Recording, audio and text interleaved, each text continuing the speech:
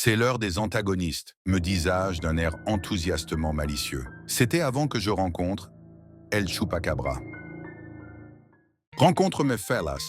À la fin de l'animation, Cruistand tombe sur des personnages hauts en méchanceté. Ces derniers sont des antagonistes un peu plus sérieux que ceux précédemment mention honorable. Commençons par cette dame, Selena Marbles.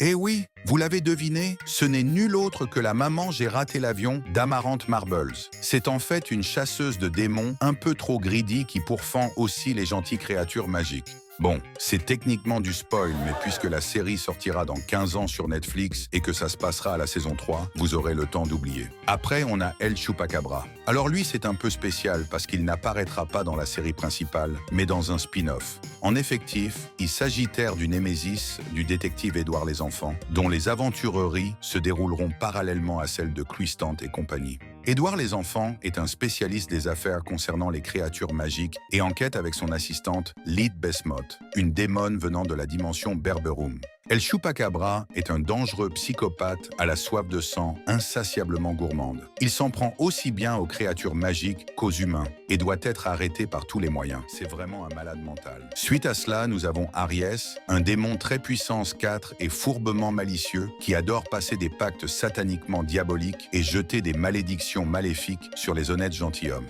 Au-dessus de lui, il y a un gars bizarre. C'est un Manarat, un alien pas très gentil dont le but est de récolter des données pour que son espèce puisse envahir la Terre. Classic shit. Et enfin, surplombant cet amalgame de malice, voici Bongo, le roi des démons. Nul ne peut égaler sa malicieuserie. En fait, ce personnage est tiré de mes toutes premières bandes dessinées, de quand j'étais encore tout petit.